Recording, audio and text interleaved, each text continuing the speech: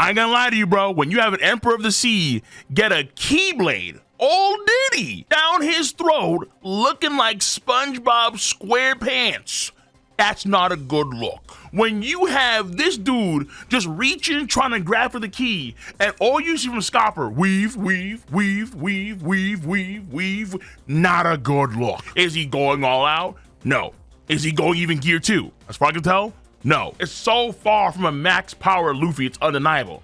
But then when Scopper decides all of a sudden pull out the Grim Throng and he starts to go heavy with the twin axes, and then Zoro has to block, and Zoro's swaying.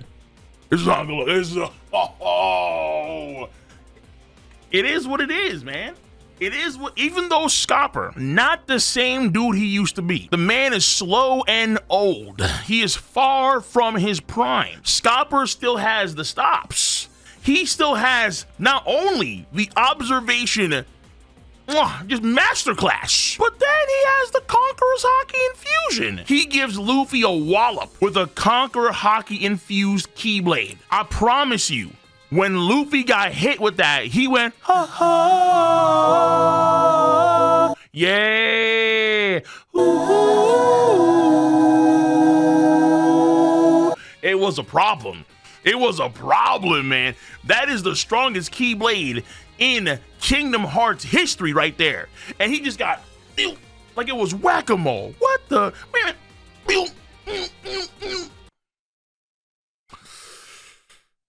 Oh, Scopper's a problem, bro. Scopper is a problem. And listen, man, this attack that he did was radical. This combo move, listen, there are a few guys that have axes out there, like Axe Hand Morgan, who is trash. No one cares about Axe Hand Morgan. You have Sentomaru, who used his axe one time to whack-a-mole fake Luffy, I forgot his name, Damalo Black, right? But does he actually use the pointy end of the axe? I've never seen it. I don't think I've ever seen Sentomaru use the pointy side, the sharp side of his axe. Scopper Gaban is by far and away the best axeman we've ever seen in the entire story of One Piece. Now you do have Brogy, and Brogy is phenomenal, has the Elbaf Spear, but the Elbaf Spear isn't like necessarily an axe move. You can argue, let's say with a spear, an actual spear, or you see with the sword all damn time, whether it be Dory or Big Mom, they have Elbaf Spears, fair enough, fine. But I'm looking at, let me get another thing real quick. Hold up, let me just grab this real quick, because I need to, bro.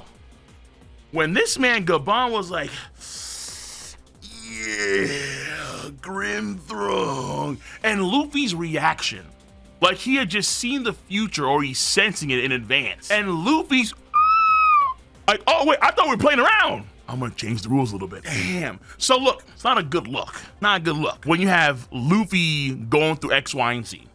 When you have Zoro coming in there having to, Luffy, yo, power. But again, like I've been saying for a while now, I view Scopper the same way I view Rayleigh. Scopper Gaban can do this. Rayleigh can do something akin. I mean, this is the Mountain Eater, the Mountain Muncher, the Mountain Connoisseur. Have you ever been swallowed up? Have you gone through a time of swallowing? Scopper Gaban ain't no joke. And that attack, it's a big attack, all right? We gotta see what happens outside. The damage to that huge tower, how it falls, and he cuts the cloud. Do you notice that? The attack actually goes past the tower and he cuts the cloud in half. He severs the cloud in two. Okay, Scopper. Scopper's the truth, all right? He's the truth. He's the truth. Help me. Help me. Hands up. Don't shoot. I'm looking at you, Zoro. Particularly you, Zoro. Hands up, don't shoot, don't touch me. Don't touch me. I surrender. And to be frank, it was funny. But no, he's not a fraud. Luffy's not a fraud. Zoro's not a fraud. No one's a fraud, okay? It's just that Luffy, for the first time, is getting the true Yonko experience, or the true top tier experience. We saw with Big Mom and Kaido, right? Shanks and Whitebeard. Sometimes we just gotta see what the smoke is about, and if you are who they say you are. And Luffy took all his attacks, Conqueror's Haki, Zoro blocked the attack, the Grim Throng, at least part of the attack. Just keep that in mind. That part of the attack is blocked by Zoro, which means that the damage to the surrounding castle area, which mind you is gigantic. This is a castle made for giants, maybe even like ancient giants. So this is a huge area, and that side of the castle got demolished and the cloud got cut in half, despite the fact that Zoro blocked some of that. My man over here doing like some Maru Uchiha Susanoo mountain cut.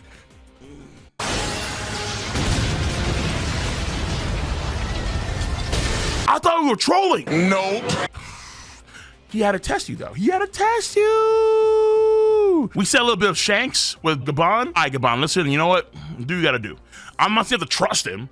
Just do what you gotta do, okay? And it looks like Monkey D and his crew passed. Yeah, it looks like Monkey Jesus and his crew passed. To be fair, after he got serious, and then you saw Luffy in Gear 5, and then you saw Zoro pulling out some Conqueror's Haki.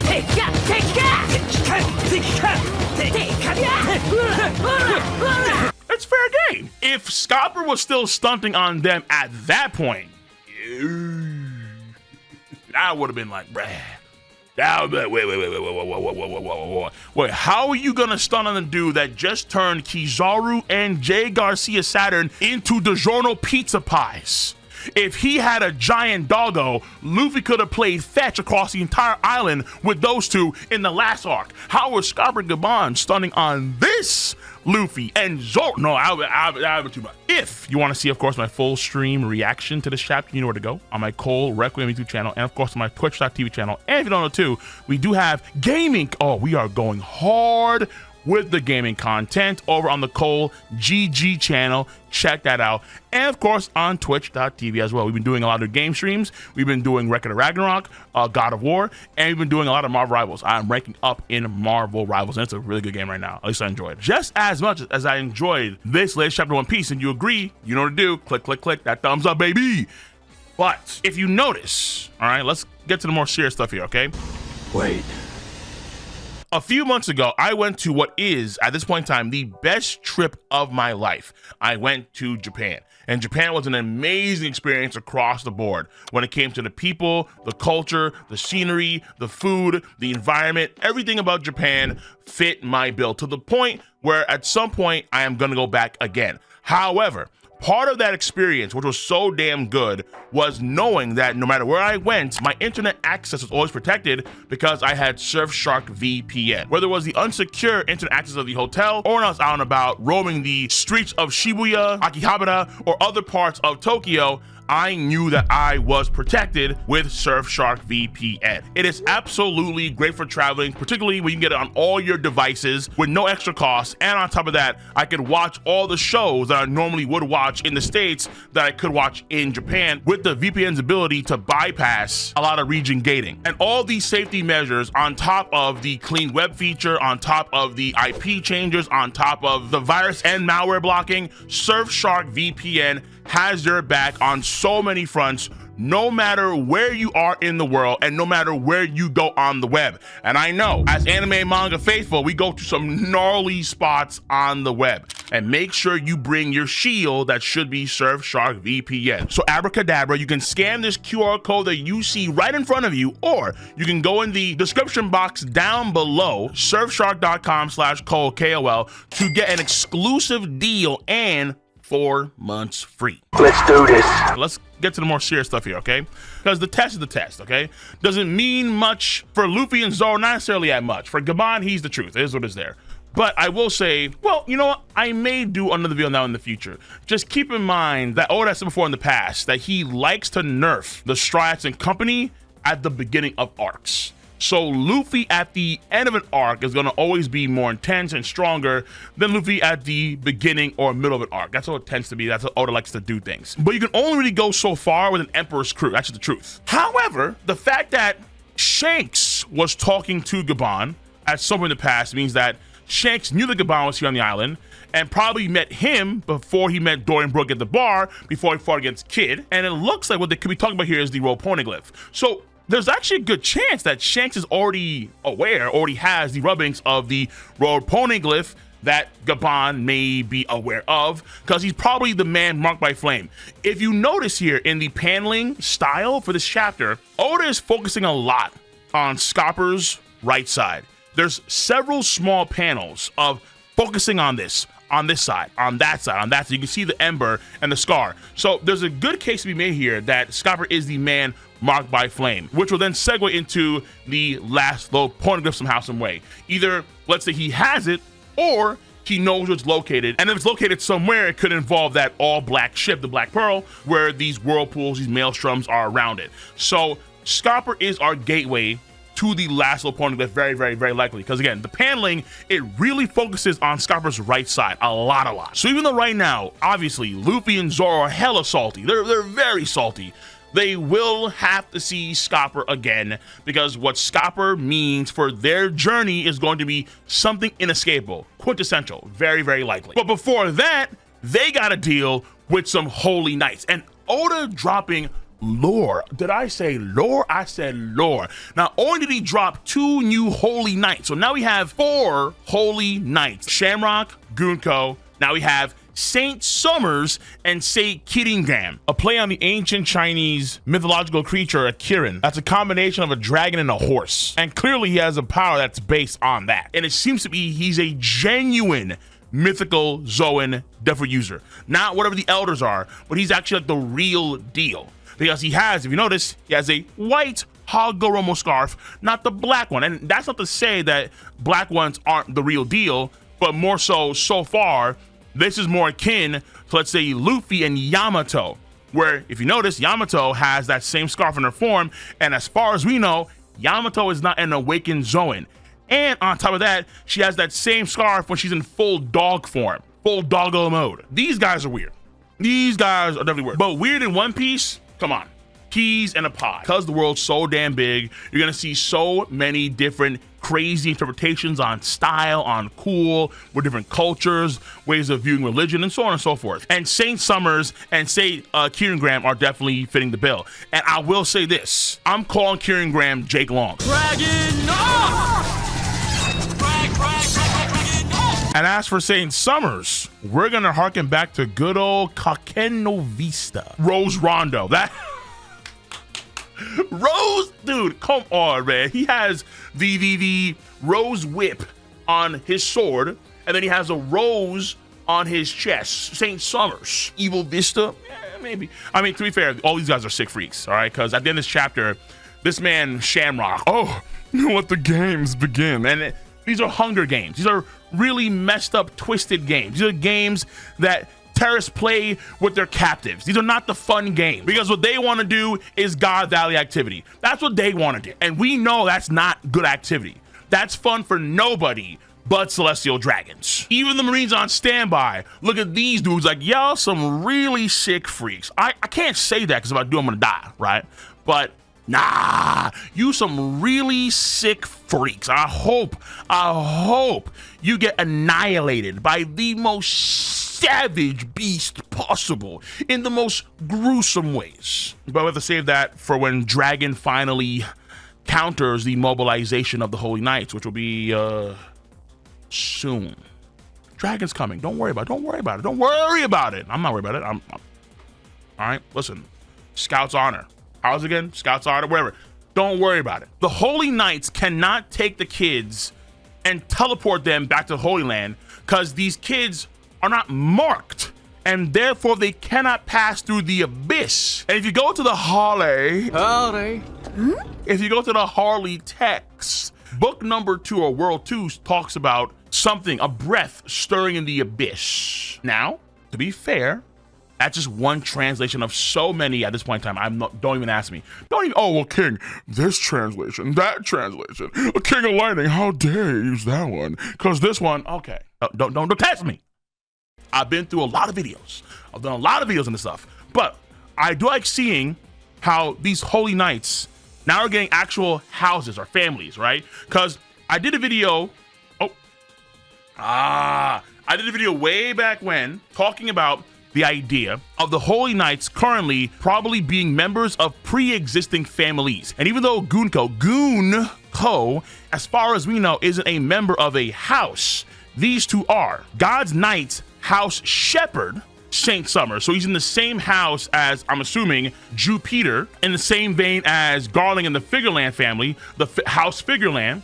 And then you have House Lymosiv or Limosiv, and that's the house that Saint Kiringram is a part of. And Kiringram is also wearing a bubble around his skull, and only normie celestial dragons do that kind of stuff. The gas mask, why that too, don't know. But there is someone that we do see in the God Valley flashback, chapter 1096. One of these people is also wearing a gas mask over their head, over their whole head. But the idea is this. Because we heard about the Men Mayer family in that same chapter, some girl with the beignet, she wanted to actually give glory to the Men Mayer family. That was a key sign indicating that certain families in the Holy Land, if they have top tier members of their family, they could be holy knights. And I think this chapter makes a big step towards that idea, a big step. So there's a lot of cool things going on in this chapter when it comes to Gabon just stunting. Just ridiculously good. And of course, the Holy Knights more than mobilizing. Now we have 4 of them. Though Shamrock apparently is going to leave. I hope he comes back. And I'm gonna say something that may require its own video in the future. Even though Shamrock glazed the hell out of Gunko, I don't see Gunko or St. Kiringram or St. Summers headlining WrestleMania. Meaning, I don't see any of these 3 being a final fight in this arc for Monkey D. Think about that for a second. If the off chance that Big Mom will not return to finally have her character completed the right way, and Luffy gets a pure W on an Emperor of the Sea, someone of his ilk, if, off chance, again, if, we need someone to headline WrestleMania. Who's gonna fight Undertaker and Monkey D? Who wants a piece of the Animaniacs? And the only person I could think about was Shamrock if Big Mom wasn't the one. I know folks say, well, Blackbeard. Okay. Maybe. No. And Shamrock, which is crazy because the Holy Knights seemingly were going to have their main issue with the revolutionaries. So having a few of them be beaten by the Straw Hats before the Rev even touch them, before the Rev even come to the park to play ball. The ones who are playing the first pickup game with the Holy Knights isn't the Rev. The Rev aren't even at the park right now, dog. They're still at home getting changed. It's the Straw Hat Pirates and the Elbathian Warriors. They're the ones with the pickup game. But still, that being said, I don't think this works for Monkey D. Luffy and what he needs for a prima, what he needs for a finale of a fight for this arc, which normally does get, unless Shamrock comes back. Okay, fine. Then we can talk about that. So maybe Shamrock will return. Shout out to Erica of the Red Force Podcast during my stream who said that before. Fair enough. He could come back. Fair enough. And for plot purposes, Garling needs to summon back his son, needs help setting up his AOL email. Oh my God, I know what I'm doing. This technology stuff is so scary. Can you help? Okay, fine. Okay, Dad. Okay. So as he does that, then the email's set up, easy peasy. He comes back, and then he'll be the headliner that he should be if Big Mom won't come to the arc. So, we're getting good. But I would say overall, this chapter is a damn good chapter. It's a damn good chapter of One Piece. Wow, how can it not be? I would say overall, rating-wise, 8 out of 10. So, on that note, let me know your stance on the subject matter at hand. If you enjoy your boys' video content, give it a thumbs up, subscribe to the channel, click on that bell to join the notification squad. I'm gonna catch you guys and gals on the flip side. See you. Bye-bye.